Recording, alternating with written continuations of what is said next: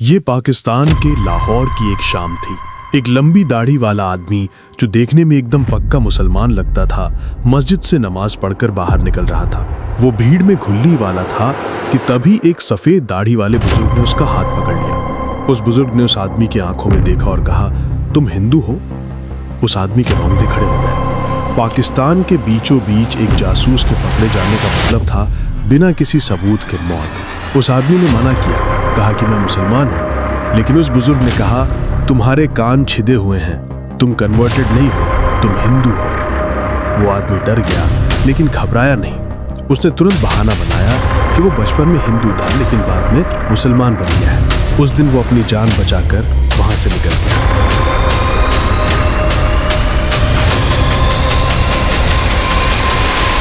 पाकिस्तान के सड़कों पर 7 साल तक नाम बदलकर, भेष बदलकर मौत के साए में जीने वाला वो आदमी कोई और नहीं, भारत के आज के national security adviser Ajit Doval थे। वो डोभाल जिन्होंने ऑपरेशन ब्लैक थंडर में रिक्शे वाला बनकर खालिस्तानियों की कमर तोड़ दी। वो डोभाल जो कंधार हाईजैक के वक्त तालिबान से निगोशिएट कर रहे थे। और वो डोभाल जिनके दिमाग ने उरी और बालाकोट या स्ट्राइप का ब्लूप्रिंट तैयार किया। लेकिन क्या अजीत डोभाल सिर्फ एक सुपर स्पाई है या फिर मोदी सरकार की पावर का वो केंद्र है जिसकी कोई जवाबदेही नहीं है? पुलवामा जैसे हमले उनकी नाक के नीचे कैसे हो गए? आज की इस वीडियो में हम डिकोड करेंगे द डोभाल डॉक्ट्रिन को, एक अंडरकवर जासूस से देश का सबसे ताकतवर ब्यूरोक्रेट बनने तक की कहानी। Chapter 1, the making of a spy, Mizoram और पंजाब। कहानी शुरू होती है साल 1968 से। उत्तराखंड के पौड़ी गढ़वाल का एक लड़का IPS यानी इंडियन पुलिस सर्विस बनता है, लेकिन उसे वर्दी पहनकर ट्रैफिक कंट्रोल करने या चोर पकड़ने में कोई दिलचस्पी नहीं थी। अजीत डोभाल को केरल कैडर मिलता है, लेकिन उनकी किस्मत में कुछ और ही लिखा था। सिर्फ 4 साल की नौकरी के बाद 1972 में वो इंटेलिजेंस ब्यूरो यानी IB में शामिल हो जाते हैं। डोभाल का पहला बड़ा असाइनमेंट था मिजोरम। उस वक्त मिजोरम में लाल डेंगा की मिजो नेशनल फ्रंट ने भारत सरकार के खिलाफ युद्ध छिड़ रखा था। डोभाल वहां अपनी पुलिस फोर्स लेकर नहीं गए, वो वहां गए एक आम आदमी की तरह। कहा जाता है कि डोभाल ने विद्रोहियों यानी इंसर्जेंट्स के कमांडरों को अपने घर खाने पर बुलाया। उन्होंने बंदूक से नहीं बल्कि अपनी बातों से उनका ब्रेन वॉश किया। डोभाल ने मिजो आर्मी के 7 में से 6 कमांडरों को तोड़ दिया और उन्हें भारत सरकार के साथ शांति समझौते के लिए मजबूर कर दिया। ये डोभाल का पहला मास्टर स्ट्रोक था। दुश्मन को गोली से नहीं बल्कि उसके अंदर की फूट से मारो। लेकिन डोभाल को असली पहचान मिली 1988 में। पंजाब जल रहा था। स्वर्ण मंदिर के अंदर खालिस्तानी आतंकियों ने कब्जा कर रखा था। 1984 के ब्लू स्टार ऑपरेशन की गलतियों को सरकार दोहराना नहीं चाहती थी। तभी अमृतसर की गलियों में एक रिक्शे वाला दिखाई देता है। फटे पुराने कपड़े, मैला कुचैला शरीर। वो रिक्शे वाला स्वर्ण मंदिर के अंदर जाता है और आतंकियों को यकीन दिलाता है कि वो पाकिस्तान की खुफिया एजेंसी ISI का आदमी है और वो उनकी मदद करने आया है। वो रिक्शे वाला असल में अजीत डोभाल थे। उन्होंने मंदिर के अंदर जाकर आतंकियों की हर पोजीशन, हर हथियार की जानकारी पुलिस को दी। इतना ही नहीं, उन्होंने आतंकियों को ये झूठ भी बोल दिया कि सरकार हमला नहीं करने वाली है, जिससे वो रिलैक्स हो गए।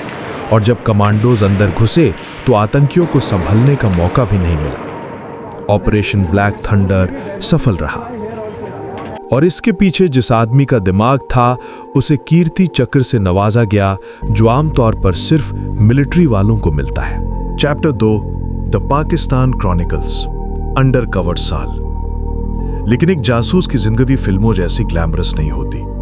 1980 के दशक में डोभाल को पाकिस्तान भेजा गया, डिप्लोमेट के तौर पर नहीं बल्कि एक अंडरकवर एजेंट के तौर पर। डोभाल ने खुद एक इंटरव्यू में बताया था कि पाकिस्तान में रहना कितना मुश्किल था। वहां एक छोटी सी गलती का मतलब था बेरहमी से मौत। उन्होंने वहां की लोकल भाषा सीखी, वहां के लोगों जैसा व्यवहार करना सीखा। पाकिस्तान में रहते हुए डोभाल ने भारत के लिए अहम जानकारियां जुटाईं। वो पाकिस्तान के न्यूक्लियर प्रोग्राम और कश्मीरी आतंकियों को दी जा रही ट्रिमिंग पर नजर रखे हुए थे। कहा जाता है कि डोभाल ने पाकिस्तान के सिस्टम में इतना गहरा पेनिट्रेशन कर लिया था कि वो आईएसआई की मीटिंग्स की खबरें दिल्ली तक पहुंचा देते थे। लेकिन उनकी जिंदगी का सबसे काला अध्याय अभी आना बाकी था। एक ऐसी घटना जिसने अजीत डोभाल की सोच को हमेशा के लिए बदल दिया। Chapter 3 Kandahar hijack the darkest hour. तारीख 24 दिसंबर 1999 इंडियन एयरलाइंस की फ्लाइट IC-814 को हाईजैक कर लिया जाता है और उसे अफगानिस्तान के कंधार ले जाया जाता है। उस वक्त वहां तालिबान का राज था। भारत सरकार की तरफ से जो टीम नेगोशिएशन यानी बातचीत के लिए कंधार भेजी गई, उसमें अजीत डोभाल शामिल थे। डोभाल ने अपनी आंखों के सामने भारत की बेबसी फेंकी। तालिबान के लड़ाके जो पाकिस्तान की ISI के इशारे पर काम कर रहे थे, उन्होंने जहाज को चारों तरफ से घेर रखा था। डोभाल चाहते थे कि भारत सख्त रुख अपनाए, लेकिन यात्रियों की जान बचाने का दबाव इतना ज्यादा था कि भारत सरकार को झुकना पड़ा।